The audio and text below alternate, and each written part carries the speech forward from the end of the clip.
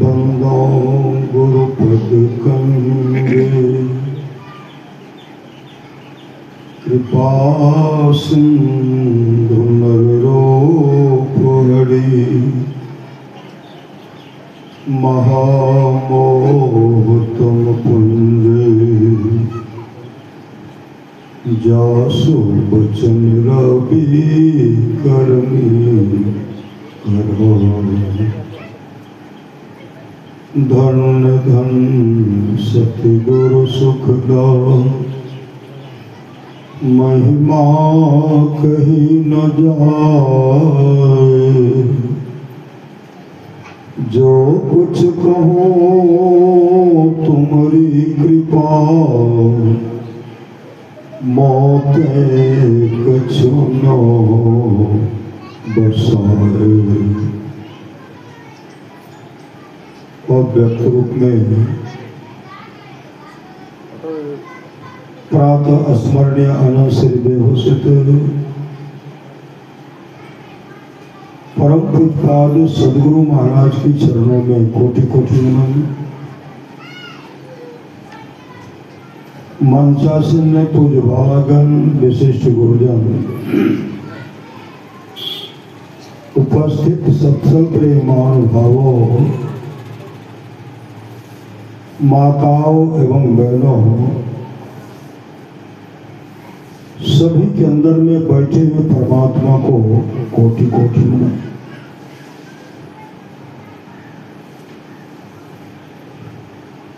महापुरुष की वाणी है, मनुष्य जीवन की सफलता भगवत प्राप्ति में है। यह तन बार बार मिलने को नहीं है, इसलिए आगे की यात्रा के लिए अभी से भगवत भजन रूपी धन संग्रह करो। महापुरुष की वाणी है, सप्त धातु का काया पिंजरा ता माही जुगत बिनु सोआ। सतगुरु मिले तो उबरे बाबू, नहीं तो परले हुआ। अगर बाबू को सच्चा सदगुरु मिल गया है तब तो बाबू का उद्धार है, नहीं तो परले हुआ। परले क्या? भजन बिनु बैल बिराने हुई हो, भजन बिने बनो ओट वृक भैंसो। संत कबीर ने कहा, ऐसो जन्म नहीं पैवे मंडे, ऐसो जन्म नहीं पैवे रे। सुकर स्वान चराचर पशुआ, जन्म जन्म दुख पैवे रे। सोखी तृण आगे धर दे तो,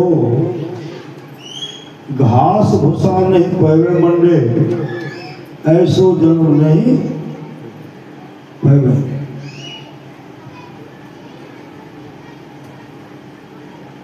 यह मौका फिर हाथ आने वाला नहीं है।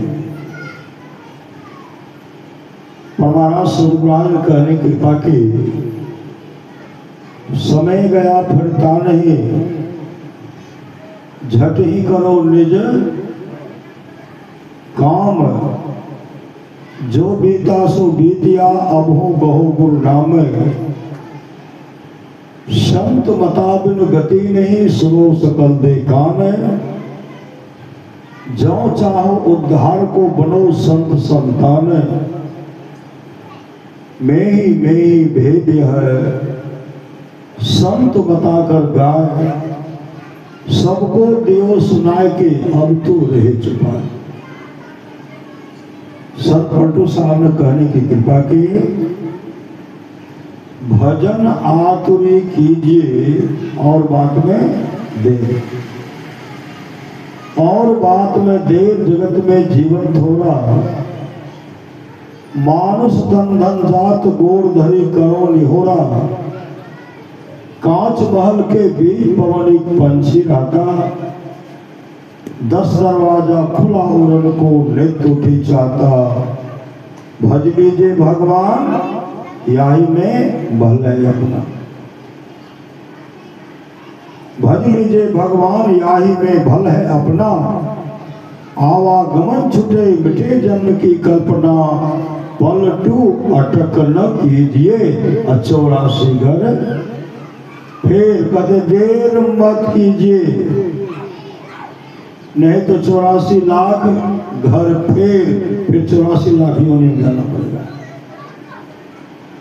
अफसोस मूड मन तो मुद्दत से सो रहा है, सोचा था कि घर में अंधेर हो रहा है, 84 लाख मंजिल तय करके मुश्किलों से जिस घर को तूने ढूंढा उस घर को खो रहा, जिस घर की तलाश हाथ आया मौका आया मानव का शरीर मिला, उस घर को मतलब सुअवसर को खो रहे हैं। किसमें? खाए खुराका पहन पुसाका जम का बछड़ा पलता है, जम बढ़ जाती तोरे छाते उससे क्यों नहीं डरता है। परमारा सुहा की वाणी है, जहां रहना नहीं है, जहां रहना क्या रहना है। आज तक कोई रहे हैं नहीं, जहां रहना नहीं वो हम लोग सारी व्यवस्था करते हैं, पूरा दम लगा देते। इस बार जो है ना एक काम करके ही रहेंगे, भूखे रहना पड़ेगा, रहेंगे लेकिन छत पीट कर ही रहेंगे, सजा कर ही रहेंगे। जहां रहना नहीं है वहां लोग सारी व्यवस्था करते हैं, जहां जाना निश्चित है उस घर का पता नहीं, उस घर का पता कौन बताते हैं। अभी सुन रहे थे, बड़े भाग मानुष तक पावा, सुर दुर्लभ सब ग्रंथ गावा, साधन धाम मोक्ष कर द्वारा अपायन जही परलोक समान। यह शरीर जो साधनों का धाम वो साधन का घर है, और मोक्ष का द्वार जो है इसी शरीर के अंदर में है। कहाँ है? महापुरुष की वाणी है, धरणी निर्मल नासिका निर्खोर नयन के कोर, सहजे चंदा उगे भवन बोध इंचो, जहां उसमें प्रवेश करने के लिए, मोक्ष धाम जाने के लिए वह युक्ति लेना कैसे? तो सदगुरु से, युक्ति सदगुरु से लेना है। भगवान श्री राम ने कहा, साधन धाम मोक्ष कर द्वारा अपायन जही परलोक समाना, 100 परत्र दुख पावई सिर धुनी धुनी पश्चात, काले कर्म ईश्वर ही मिथ्या दोष लगाए। वह परलोक में दुख पाता है, सिर धुन धुन करके पछताता है, काल कर्म और ईश्वर को झूठी दोष लगाता है कि भगवान ने मेरे साथ अच्छा नहीं किया। अभी श्यामदेव बाबू सत्संग करवा रहे हैं, बहुत सज्जन को कहे भी होंगे, प्रचार प्रसार किए भी होंगे, बहुत आए बहुत नहीं आए, हमको फुर्सत नहीं है। एक काम अधूरा रह जाएगा, वो काम अधूरा रह जाएगा। संसार में जब तक रहेंगे काम अधूरा ही अधूरा होगा। जो 10 20 50 भय सत होई 1000 तो लाख मंगेगी, कोटि अरब खरब असंख्य धारापति होने की चाह जगेगी। पृथ्वी पाताल राज करो, तृष्णाधिकाधिक आग लगेगी। सुंदर एक संतोष बिना सठ, तेरी तो भूख कब होगी भलेगी। जब तक संतोष वृद्धि नहीं आएंगे तब तक भूख भोगने वाले नहीं है। संसार के वैभव प्राप्त कर लेने पर अगर शांति मिलते, उसी को बटोरने में लगे रहने पर अगर शांति मिलते, तो भगवान बुद्ध 80 करोड़ की संपत्ति को नहीं त्यागते। महावीर उस राजपाट को नहीं त्यागते। संत तुलसी साहब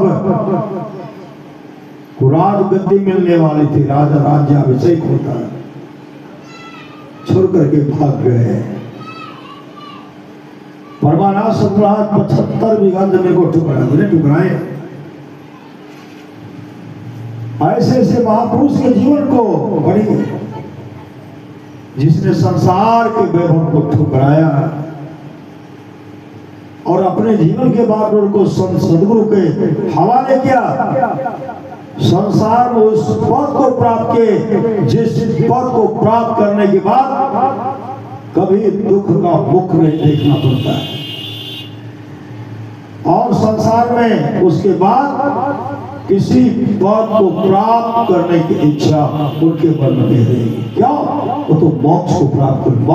मोक्ष का मतलब होता है दुख का अंत हो जाना।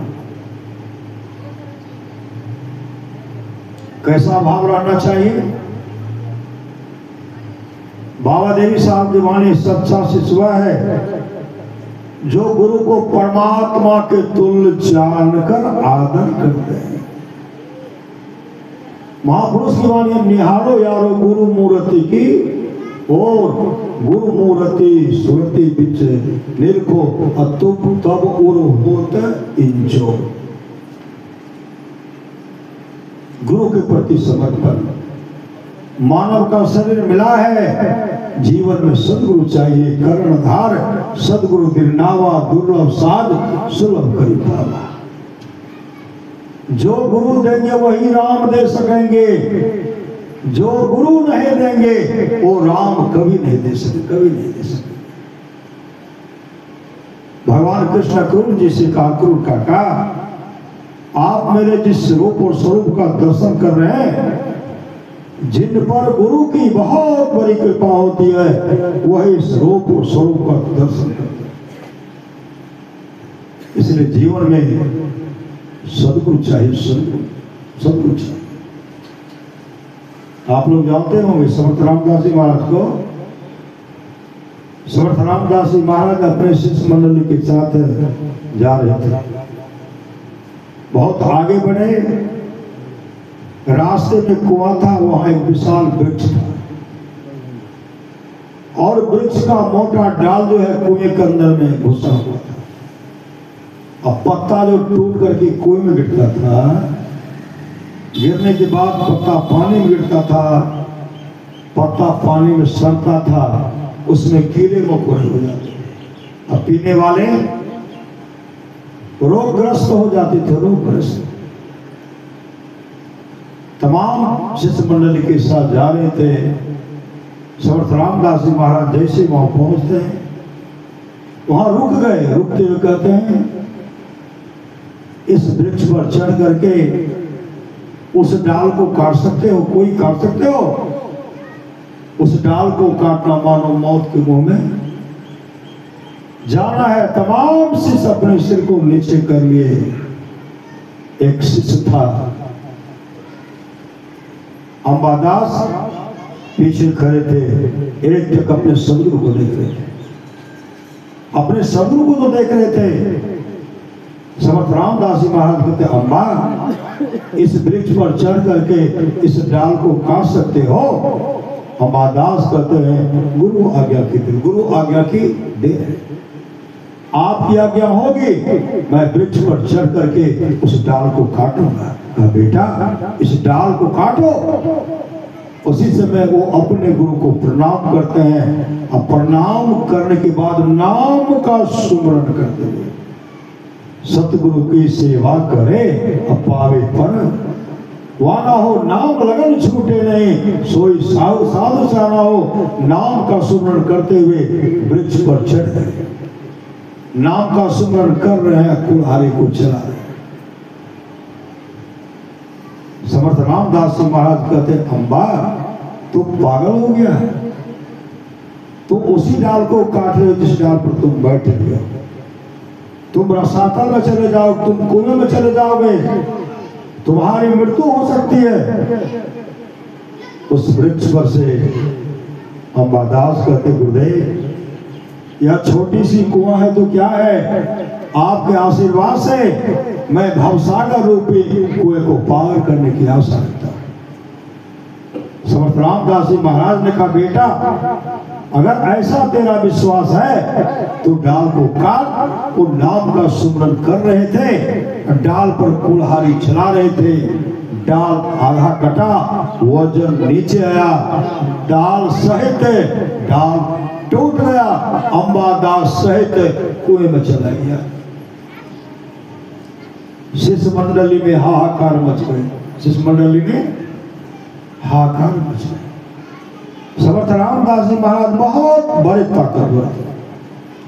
सब मिलकर के जब डाल को निकालते हैं ना, देखते अंबादास कुएं बैठ करके ध्यान कर।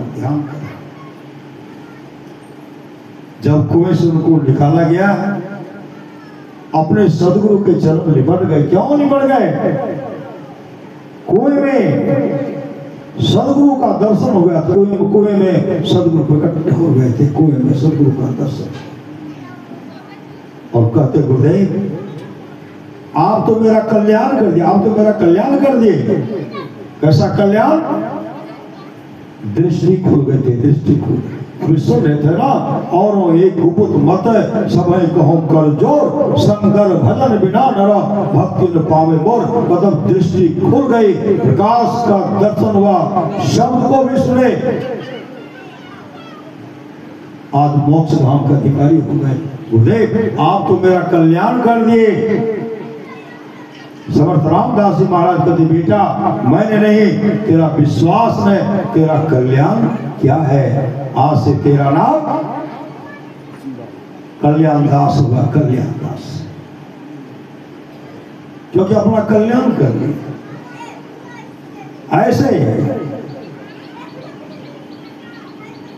ऐसे जो शिष्य थे, ऐसे को सामर्थ्यवान सदगुरु मिले। वो सामर्थ्यवान सदगुरु का, हमारे सामर्थ्यवान सदगुरु महर्षि नहीं, परमहंस जी महाराज ही समर्थ रामदास जी महाराज के रूप में थे, हमारे गुरुदेव थे। 3 लोक नौखंड में गुरु थे बरान कोई, करता करे न कर सके गुरु करे थे होय।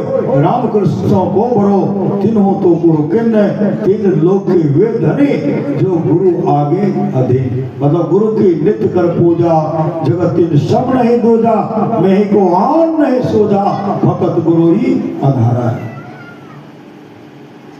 वही भगवान श्री राम कहते, करण धार सब को मिलना। आप लोग जानते हैं गुरु नानक देव जी महाराज को, गुरु नानक देव जी महाराज अपने तमाम शिष्यों को कहते, मेरे संग चलो, मेरे संग चलो, मेरे संग चलो।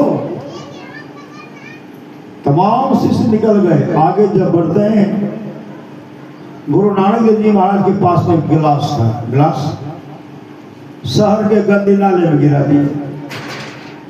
शहर के गंदी नाले में गिराते, अपने पुत्र से कहते, गिलास को निकालो। शहर का जो गंदी नाला था, बहुत गड्ढा था, बहुत, और शहर का पूरा गंदगी कीचड़ उसी में आता था। इनका लड़का देखने बहुत सुंदर। गुरु नानक देव महाराज कहते, निकालो, क्योंकि उनके पुत्र के मन में होता था, गुरु गद्दी हमको मिले। गुरु नानक देव जी महाराज की पुत्री थी, उनके मन में गुरु गद्दी मेरे पति को मिले। बहुत शिष्य के मन में था, हमको मिले, हमको मिले। एक लहना था जिसको कोई चाहना था। जैसे गिलास को शहर के गंदे नाले में गिराते हैं, अपने पुत्र से कहते गिलास निकालो, कहा हमसे नहीं, लोगों को नहीं देख रहे हैं, लोग क्या कहेंगे, एक गिलास के लिए शहर के गंदी नाले में घुस गए, हमसे नहीं होगा। बड़े पुत्र को कहते हमसे नहीं होगा, छोटे पुत्र को कहते हैं और भी कहते हमसे नहीं होगा। अपने दामाद को कहते हैं आप जरा गिलास को निकालिए, तो कहा हमसे भी नहीं।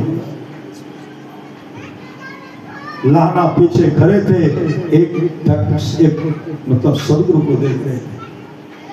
गुरु नानक देव जी महाराज कहते बेटा लाना गिलास को निकालोगे? लाना कहते गुरु आज्ञा की देर, गुरु आज्ञा की देर है। कहा बेटा इस गिलास को निकालो। नाम का सुमरन करते हुए गड्ढे में घुस गए, जैसे गिरे तो इतना धस गया, कहीं कपड़ा बचेगा सुरक्षित, पूरे कीचड़ लग गया। निकल करके गिलास को लेकर के जा रहे हैं, गुरु आगे आगे पीछे पीछे सब जा रहे हैं। गुरु नानक देव जी महाराज के पुत्र कहते तू तो पागल है, हम नहीं निकालते मेरा क्या बिगड़ेगा। दामाद कहते तू पागल है, हम नहीं निकाले तो मेरा क्या बिगड़ेगा। तू क्यों धस गया, अपने शरीर को देखो, बस को देखो, देखो ना शरीर और बस को देखे ना, देखो ना। गुरु नानक देव जी महाराज कहते हैं तन क्या मांझ तारे एक दिन मिट्टी में मिल जाना। क्या तन को क्या मांझ रहे हो, एक दिन मिट्टी में मिल जाना।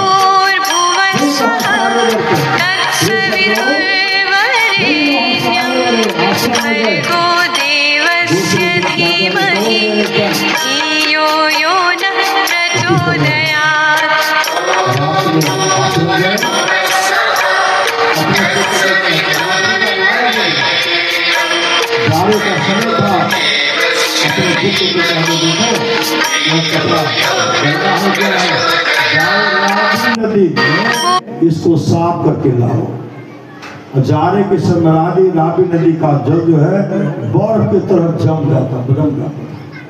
जाड़े का समय है, रावी नदी में कहते जाकर के कपड़ा को धो डालो। पुत्र कहते हमसे नहीं होगा, कल दिन के 12 बजेगा तब जाऊंगा स्नान करने के लिए, स्नान करने के लिए जाऊंगा तो आपका वस्त्र धो दूंगा, अभी हमसे नहीं होगा। गुरु नानक देव महाराज कहते सुबह बने, कहा सुबह बने की जब बनी, हमसे नहीं होगा। दोनों पुत्र पीछे हट गए, दामाद पीछे हट गए, लाना खड़े थे। लाने से कहते बेटा लाना कल सुबह में स्नान करके यही वस्त्र पहनेंगे, इसको धोगे। कहा गुरु आज्ञा की देर है, गुरुदेव दीजिए। तो कपड़ा लिए राते में गए, रावी नदी में गए, 12 बजे रात्रि में धोए और धो करके लाए, राते में सुखाए।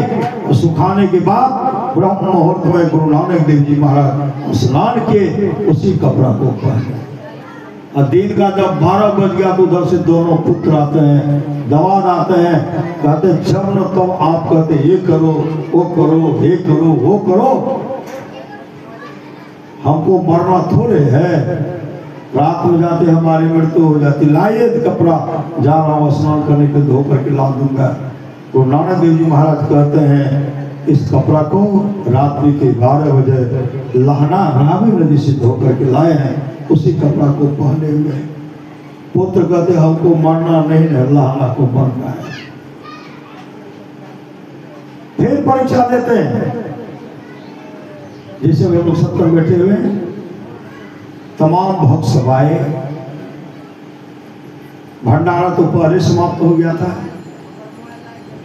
गुरु नानक देव जी महाराज कहते देखो एक भक्त सब आए हैं, इसके लिए भोजन का व्यवस्था है आश्रम में। कहा भोजन तो नहीं बना, भोजन तो सट गया।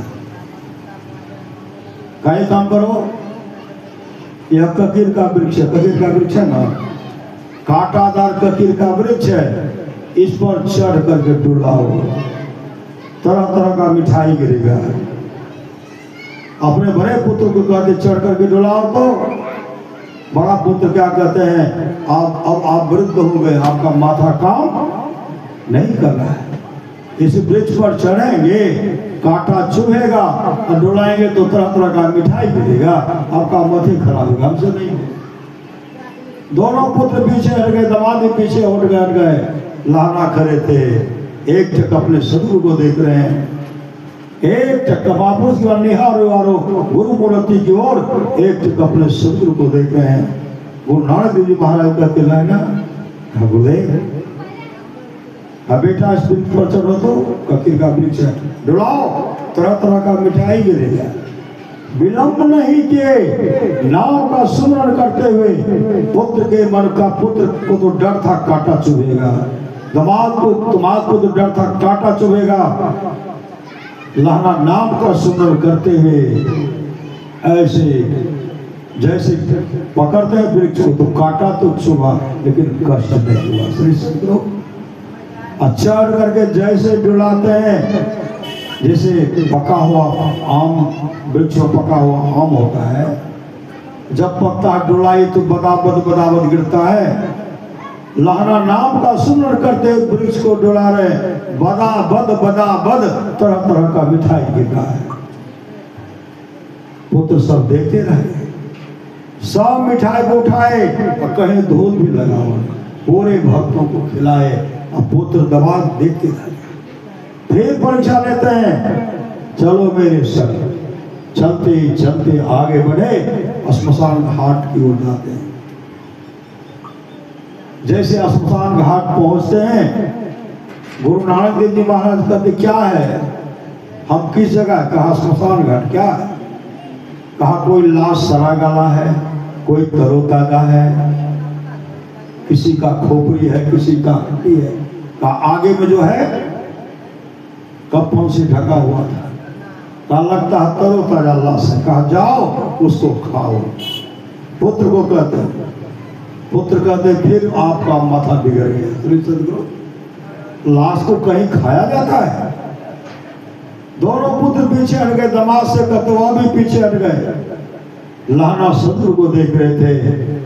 गुरु नानक देव जी महाराज कहते लहना क्या है? कहा गुरुदेव लाश है। कहा जाओ खाओ। दौड़ पड़े। वहां जाने के बाद कहते गुरुदेव सिर से खाओ कि पांव से खाओ? सिर से खाओ कि पांव से खाओ? गुरु नानक देव जी महाराज कहते बेटा बीच से खाओ, बीच से। जैसे कपड़ा को हटाते हैं, लाश लापता हो गया। एक बहुत बड़ा हंडी है जिसमें रसगुल्ला भरा हुआ, रसगुल्ला भरा हुआ। कहा मुंह से पीछे से कहा, मुंह से दे रहे हैं, डबा डबो डबा डब खा रहे हैं। और सदगुरु आज विलंब नहीं किए, सदगुरु दौड़ पड़े, लहना को ओर गए, लहना को लिपट, लहना को ऐसे हृदय से लगाए, हृदय से लगाते हुए लहना को रूहानियत दौलत से भरपूर कर दिए, मतलब अंतर की दृष्टि खोल दी। गुरुदेव कहते दृष्टि टिके स्मृति धुन में, अस करो गुरु दया, भजन में मन ऐसो रमे, जस रम सो। माया उनकी दृष्टि को खोल दी और लहना को अपने आत्मस्वरूप का दर्शन करा दी। लहना को अपने आत्मस्वरूप का दर्शन करा दिए। उसी समय हृदय से लगाते हुए लहना को, जो लहना अपने गुरुदेव को प्रत्येक दिन स्नान कराते थे, आज गुरु नानक देव जी महाराज अपने लहना को अपने हाथ से स्नान कराते हैं, अपने हाथ से साबुन लगाते हैं, अपने हाथ से नया वस्त्र पहनाते हैं और गुरु गद्दी पर बैठाते हैं, गद्दी पर बैठा करके अपने हाथों से तिलक लगाते हैं और तिलक लगाते हुए कहते जा रही लहना आज मैंने तुमको सब कुछ दे दिया, आज मैंने तुमको सब कुछ दे दिया, मैं अपने पास कुछ नहीं रखा। जा रहे लहना मैं तुमको भरपूर कर दिया, भरपूर कर दिया। उसी समय गुरु नानक देव जी अपना चरण लहना के माथा पर रगड़ते हैं। क्या आज शिष्य गुरु तुल्य हो गए, गुरु परमात्मा के तुल्य हो गए और आंसू बहाते हुए कहते जा रहे लहना मैं तुमको भरपूर कर दिया, आज से तुम्हारा नाम अंगद देव जी महाराज, अंगद देव जी महाराज होगा। अंगद वही भगवान श्री राम कहते हैं कर्णधार सदगुरु दिरनावा, दुर्लभ साथ सुलभ करी पावा, जो उतरे भव सागर नर समाज अस्पार, सोकृत निंदक मंद गति आत्महन गति, आत्महन गति जाए। गुरु की नित्य कर पूजा, जगत सम नहीं दूजा, नहीं को हार नहीं सूझा, फकत गुरु ही आधारा है। इसलिए समर्पण हो जाए, समर्पण गुरु के प्रति। आज गुरु क्या किए, गुरु बना दिए। तब भगवान श्री राम का गुरु की महत्ता है। परम संत लक्ष्मीनाथ गोसाई कहते हैं, प्रथम देव गुरु देव जगत में, और नो दूजो देवा, तो गुरु पूजे सब देवर पूजे, गुरु सेवा सब सेवा। आप लोग जानते होंगे फकीर निजामुद्दीन को, और सेठ अमीर खुसरो का भी नाम आप लोग सुने होंगे। सेठ अमीर खुसरो को जब मुल्तान के सुल्तान से अनबन हो गया, अपने पत्नी अपने पुत्र से कहते हैं, अब चला जा सदगुरु के शरण में। जीवन के पुण्य कमाई लेकर के आ रहे थे। एक सज्जन गए थे फकीर निजामुद्दीन के पास, हमको अपनी लड़की का शादी करना है, मुझे कुछ मदद कीजिए। 3 दिन तक रहे, कोई चंदोबा चढ़ाने के लिए नहीं आए। चौथा दिन गुरुदेव कहते रहिए, कहा हजरत मेरे घर पर मेरे बाल बच्चे भूखे हैं, रहूंगा तो सब भूखे होंगे, इसलिए मैं जा रहा हूं। फकीर निजामुद्दीन कहते काम करो, मेरा जूता ले लो, और जूता बेच करके लड़की का शादी कर ले, लड़की का शादी कर लेना है। जूता लेकर के आ रहे थे। सेठ अमीर खुसरो कई ऊंट पर अपने जीवन का पुण्य कमाई लेकर के, सोना चांदी हीरा जवाहरात भी है, जीवन का पुण्य कमाई है, लेकर के आ रहे हैं। जैसे आ रहे तुमको अच्छी खुशबू आ रही। अमीर खुसरो कहते तो सदगुरु की खुशबू, सदगुरु की खुशबू। ये खुशबू कहां से आ रही है? ये तो सदगुरु की खुशबू है। धीरे धीरे वो सज्जन आमने सामने होते हैं और अधिक खुशबू आने लगे। जब वो निकले, खुशबू धीरे धीरे समाप्त हो गई।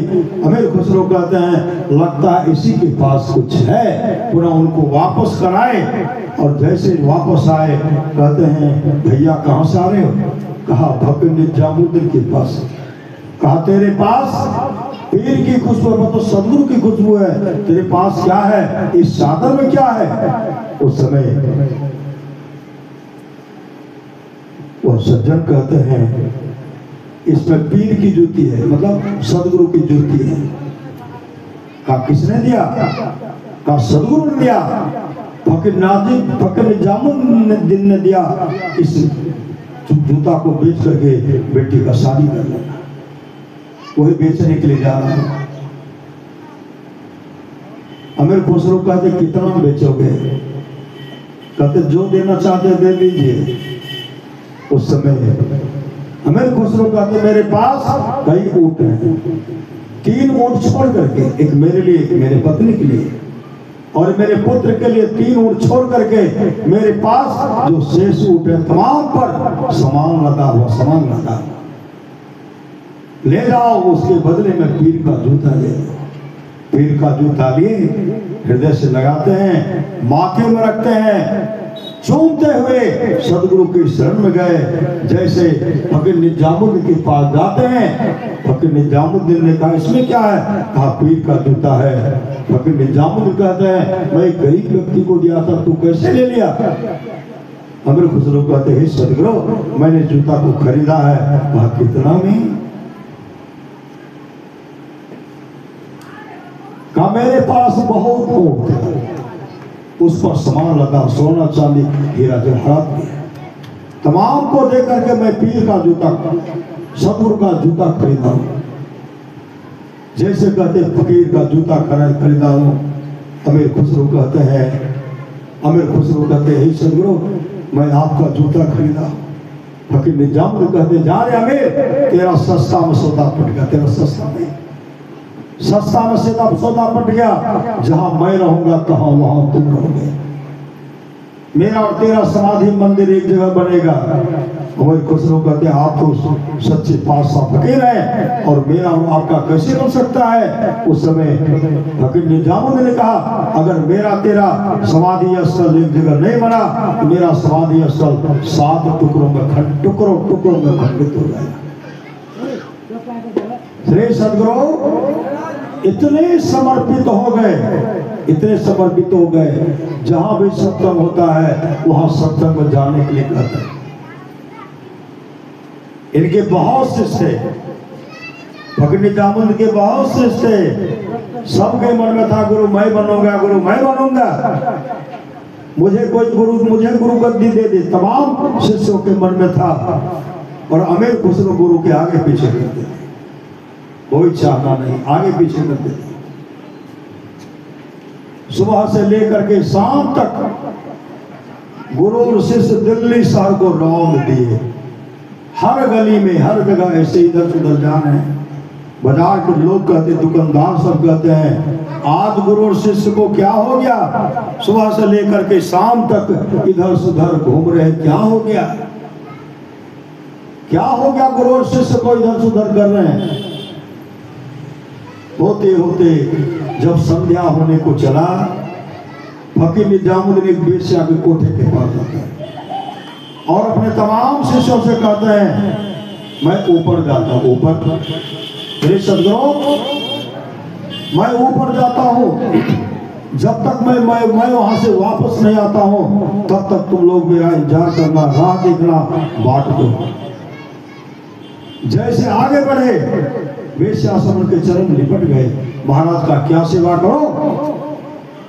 फकीर निजामुद्दीन कहते जितना जल्दी मेरे लिए अविलंब एक बोतल मीठा शरबत कपड़ा से ढक कर खिलाओ।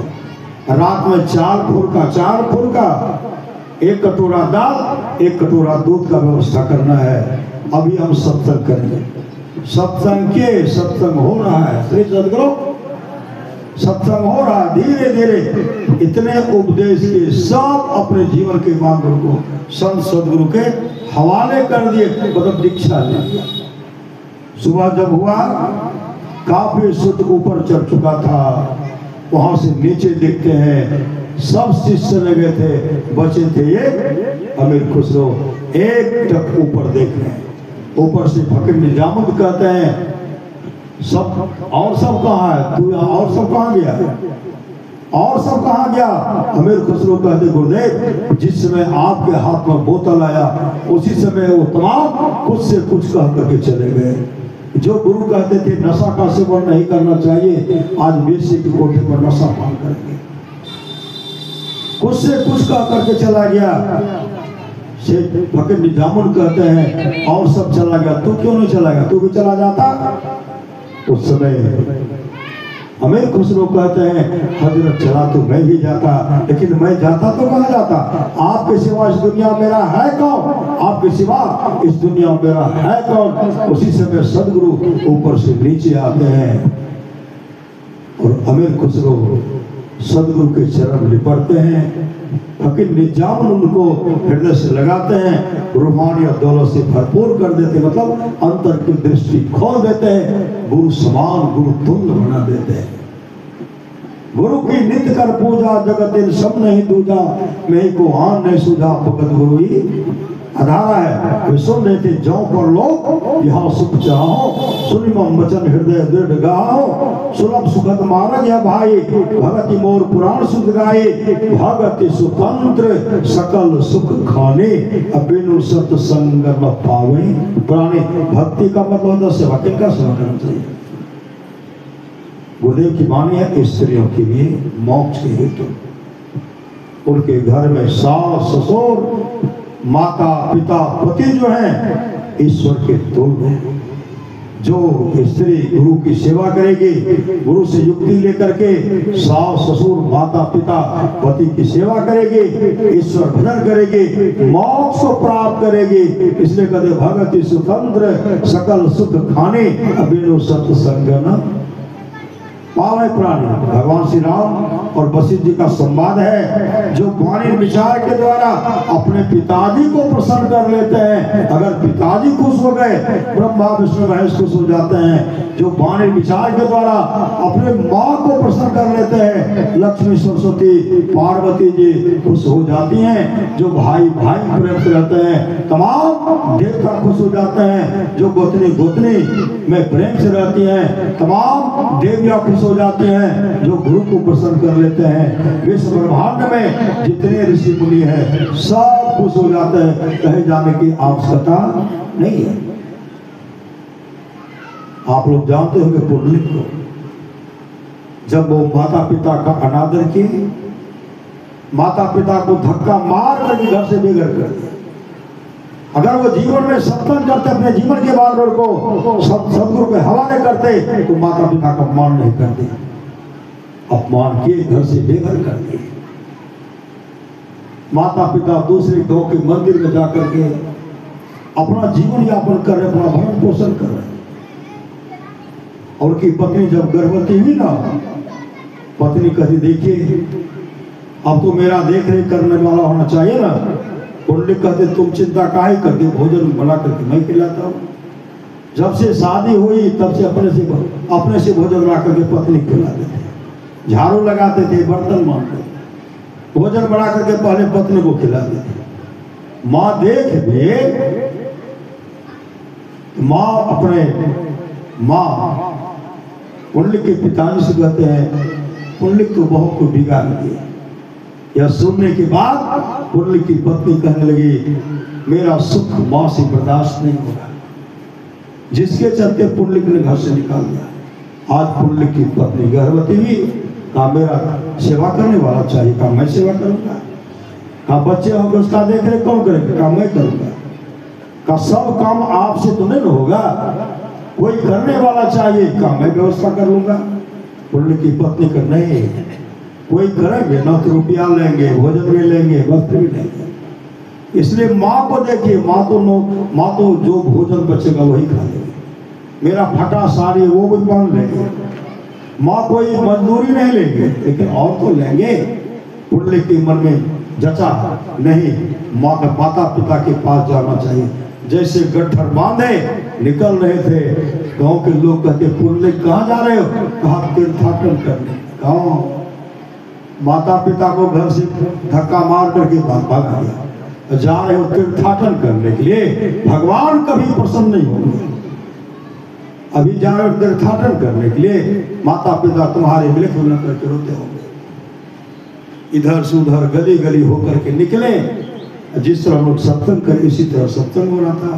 पंढरपुर में सत्संग हो रहा था, कुटकुट का प्रवचन हो रहा था। वहां जैसे पहुंचे देखते हैं कुकुटसी के बगल में 3 दिव्य सुंदरी माँ है। 3 दिव्य सुंदरी माँ, उनके हाथ में फूल का माला है। अब फूल का माला कुकुटसी के चरण पर रख करके प्रणाम करके बगल में करिए, प्रणाम करके वो बगल में करिए। पुंडलिक कभी माता पिता को प्रणाम, किसी को प्रणाम नहीं करते। जीवन में पहला बार सत्संग में गए, उनके मन में हुआ इन माँ को प्रणाम करना चाहिए, दिव्य सुंदरी माँ प्रणाम करना।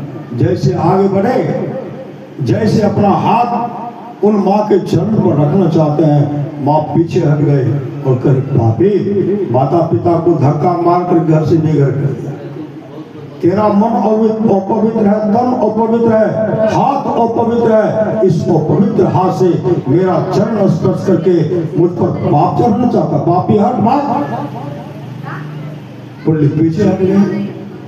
तब पुंडलिक दूर से कहते माँ आप कौन है, मेरे घर पर जो घटना घटा, मैंने माता पिता का अपमान किया, धक्का मार मार करके माता पिता को घर से बेघर कर दिया, उसके बारे में आप जान नहीं, आप कौन है माँ।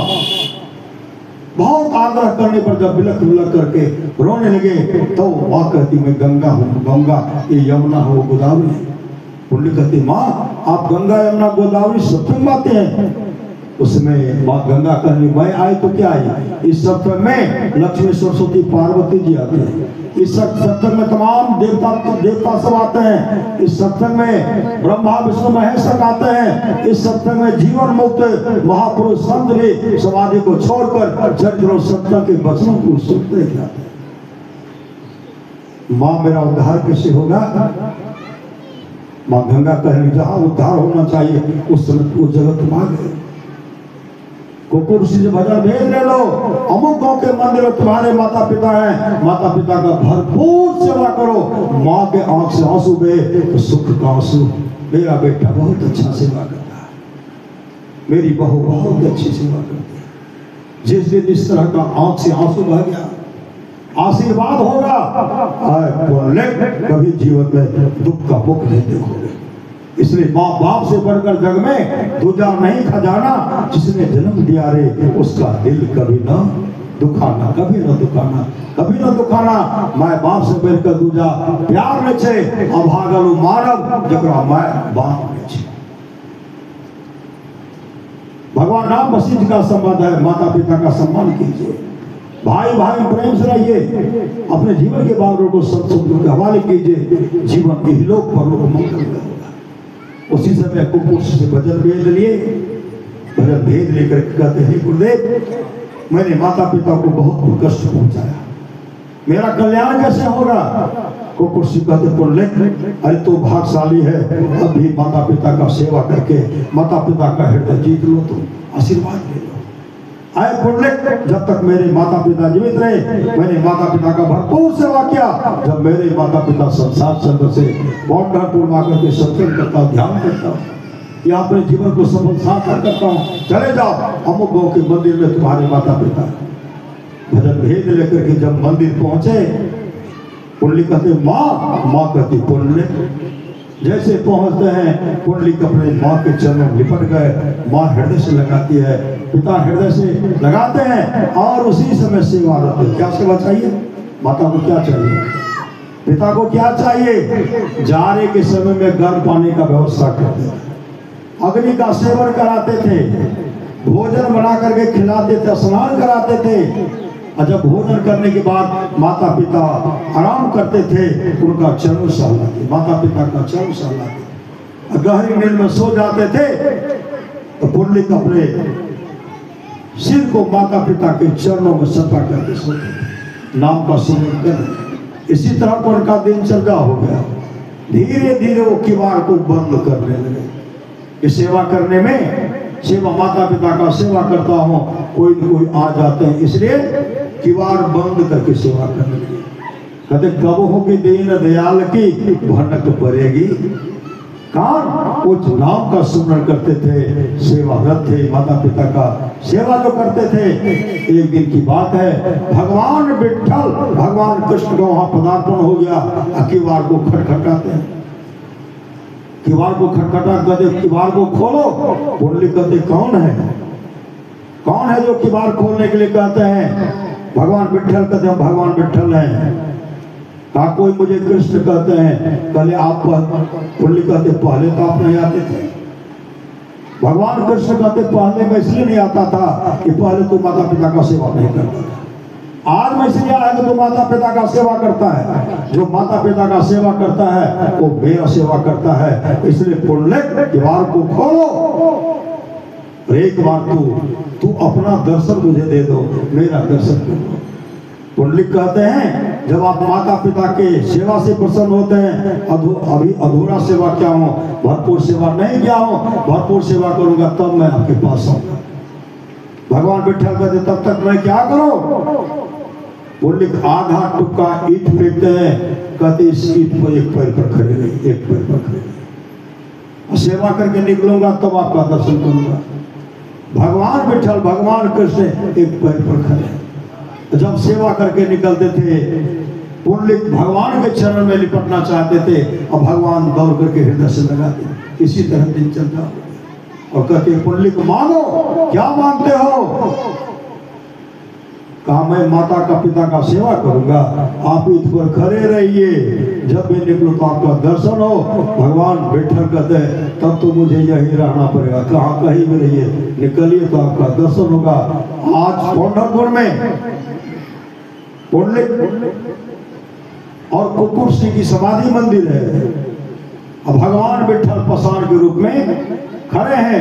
भगवान विठल अपने दोनों भक्तों को देखते हैं और दोनों भक्त अपने इष्ट को देखते हैं।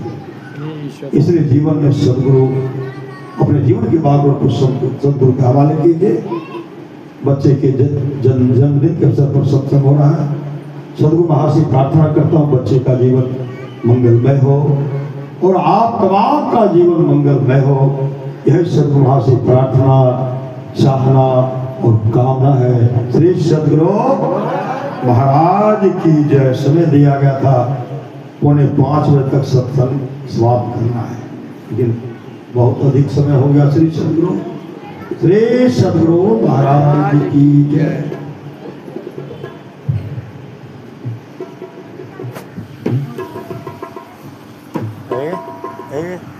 समझोनार नहीं कटा भजन गा भी सब देवे छियै तक दिन में करे भजन सब न रुके अब ट्रेंड आदमी ठीक है।